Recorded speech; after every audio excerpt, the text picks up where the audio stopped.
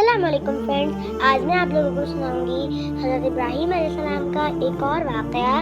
تو آج کا ہمارا ٹاپک ہے حضرت اسماعیل علیہ السلام کی سعادت مندی اور فرما برداری۔ بسم اللہ الرحمن الرحیم۔ شروع کرتی ہوں اللہ تعالیٰ کے نام سے جو بڑا مہربان نہایت رحم کرنے والا ہے۔ یہ ایمان کی پختگی کا ایک اور عظیم امتحان تھا۔ آپ علیہ السلام نے اپنے عظیم فرزند کو اس خواب سے آگاہ فرمایا، کیونکہ نبی کا خواب بھی دراصل وہی ہی ہوتا ہے۔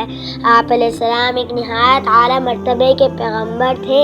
آپ علیہ السلام کے ان نہایت بلند مرتبہ فرزند کو بھی آخر پیغمبر علیہ السلام بننا تھا اور رہتی دنیا تک کے لیے بے مثال قربانی کا روشن مینار بننا تھا۔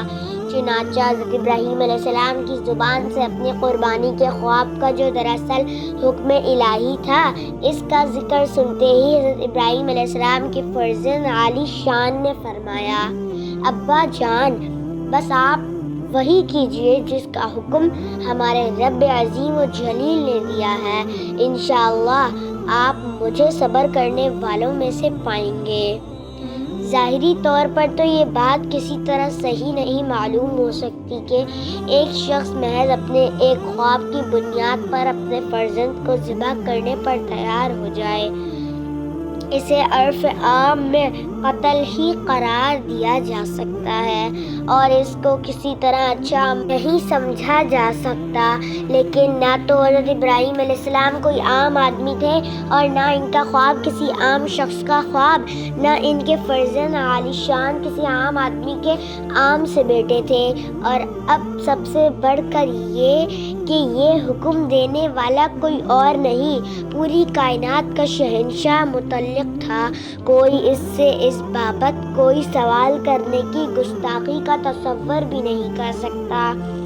یہ خواب نہیں، براہ راست حکم الہی تھا جو حضرت ابراہیم علیہ السلام جیسے انتہائی اعلیٰ مرتبے کے پیغمبر ذیشان ہی کو دیا جا سکتا تھا کہ وہی اس کے اہل تھے، اور حکم بھی اپنے فرزند کے لیے تھا کہ اس سے بہتر فرزند پورے روئے ارض پر کوئی دوسرا تھا ہی نہیں، اور حکم اس سب سے بڑی ہستی کی جانب سے تھا جس کے حکم پر کائنات تخلیق ہوئی، اور یہ بات ان دونوں عظیم شان باپ بیٹے سے زیادہ کوئی نہیں جانتا اور نہ سمجھ سکتا تھا۔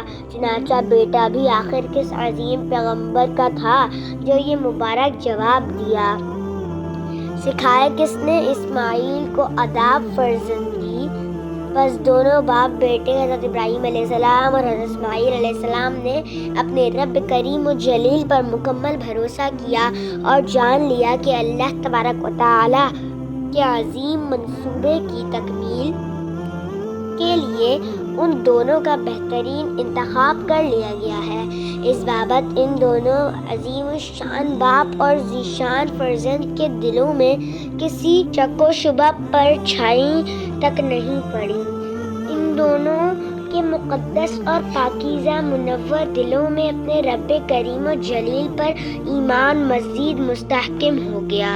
کیسی لگی آپ کو میری آج کی ویڈیو؟ اگر اچھی لگی ہوگی تو please like, share and subscribe. ملتی ہوں آپ لوگوں کو نیکسٹ ویڈیو میں، تب تک کے لیے اللہ حافظ۔